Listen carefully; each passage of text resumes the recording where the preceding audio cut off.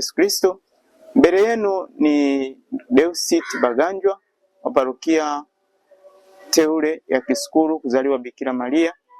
Leo tulikuwa na ibada ya Ijumaa ya kwanza ya mwezi katika parokia yetu teule ambayo ilianza saa 9 kamili. Tumeanza na maabudio, maabudu mpaka saa 10:30, ikiwa ni mojawapo kutimiza ahadi za Bwana wetu Yesu Kristo aliposema kwamba kwa muumini yoyote atakayepokea Ekaristi takatifu kwa Ijumaa 9 mfululizo, Ijumaa ya kwanza ya mwezi, kila Ijumaa ya kwanza ya mwezi unaungama, unapokea Ekaristi, unahesabu miezi 9. Ijumaa ya mwezi wa kwanza, mwezi wa pili, mwezi wa tatu, mwezi wa 4, mwezi wa 5 mpaka miezi 9. Sio lazima ianzie Januari. Popote pale unapoanzia kwamba imradi itimie miezi 9. Ukiwa unapokea Ekaristi takatifu, umeungama, alafu unapokea ukiwa na moyo mweupe, ukimaliza miezi yako 9, tayari wewe una hazina ya kwenda mbinguni. Ndio tunasema kwamba una bima ya kwenda mbinguni. Kwa hiyo ukitimiza, na wakati huo tunaendelea na matendo mema, kuwasaidia wagonjwa, kuwatembelea wafungwa, kuzika wafu na matendo mengine, kuna ya kiroho pamoja na ya kimwili. Lakini pia Bwana Yesu alitoa ahadi nyingine kwamba mahali ambapo itatunzwa na kuwekwa picha yangu ya moyo mtakatifu wa Yesu. Hayo maagizo alipewa Mtakatifu Faustini. Popote itakapowekwa picha ya moyo mtakatifu wa Yesu kwa heshima, mahali pale patabarikiwa. Patabarikiwa. Usishangae linatokea labda tatizo kwenye nyumba, lakini ile picha ya moyo mtakatifu wa Yesu na pale ilipo inabaki pakiwa safi. Na miujiza mingine inatokea. Labda anatokea nyumba imeungua, lakini penye msalaba au penye picha ya moyo mtakatifu wa Yesu panabaki imara. Sisemi kwamba hiyo ni sehemu tu inalindwa peke yake, lakini nyumba yako nzima inakuwa inalindwa na moyo mtakatifu wa Yesu, ile picha ambayo umeweka kwa heshima.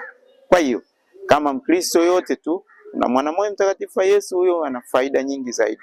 Lakini hata wewe Mkristo mwingine ukitimiza hiyo, ukibatika kila Alhamisi ya kwanza ya mwezi ukaabudu, Ijumaa ya kwanza ya mwezi umeungama, labda utaungama hiyo Alhamisi, Ijumaa ya kwanza ya mwezi unapokea Ekaristi ukiwa tayari katika neema ya utakaso.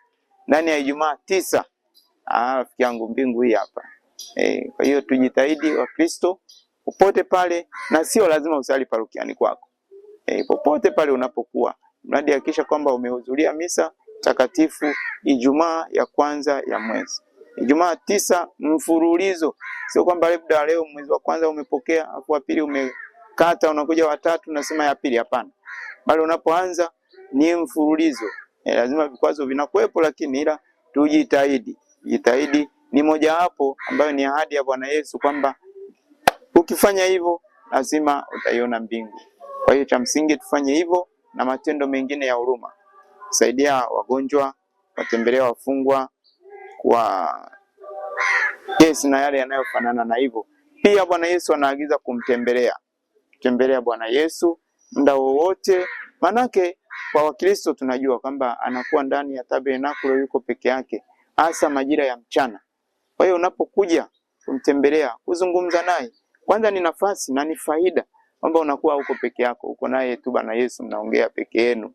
Sababu wakati mwingine kwenye ibada labda tunakuwa hatuna utulivu, saa za pamoja sio na nini, lakini unapomtembelea Bwana Yesu unakuwa peke yako, unamueleza Bwana Yesu shida zako, matatizo yako, mnazungumza kirafiki. Kuna historia ya mgonjwa ambaye alikuwa akiwa mzima, alikuwa anamtembelea Bwana Yesu kila ikifika saa 6, na alipokuja kuumwa akawa hawezi kuongea, lakini inapofika ile saa 6 anaongea na anakula chakula na anarudia katika hiyo. Basi watu wakawa wanajiuliza kwa nini, lakini wakaja baadaye kufunuliwa kwamba Bwana Yesu akamwambia huyu alikuwa anakuja kunitembelea kila ifikapo saa 6, kwa hiyo na mimi nakuja kumtembelea. Kwa hiyo tuzenge mazoea hayo. Na Mkristo unapopita kwenye kanisa, Kristo Mkatoliki, unapopita kwenye kanisa, kama una nafasi ya kuingia kanisani, fanya ishara ya msalaba ukiangalia kanisa, au ingia tu ndani ya kanisa mara moja, sali, alafu ondoka, endelea na safari zako. Kubwa ili uweze kuwa vizuri zaidi, jiunge na ushirika wa moyo mtakatifu wa Yesu. Popote najua parokiani kwako upo kama ni parokia teule upo migangoni kwako, ndani ya parokia kuna shirika la moyo mtakatifu wa Yesu. Karibu jiunge, ili wote pamoja tunapambania mbingu. Tumsifu Yesu Kristo. Moyo mtakatifu wa Yesu, ufalme wako ufike. Ufalme wako ufike, moyo mtakatifu wa Yesu. Hiyo ndio salamu ya wana moyo mtakatifu wa Yesu. Lakini wewe Mkristo wa kawaida, wewe sema tumsifu Yesu Kristo. Kisha kwa mwana moyo sema moyo mtakatifu wa Yesu, ufalme wako ufike. Ufalme wako ufike, moyo mtakatifu wa Yesu. Karibu. This is Mbogi TV. Habari, kazi na sala.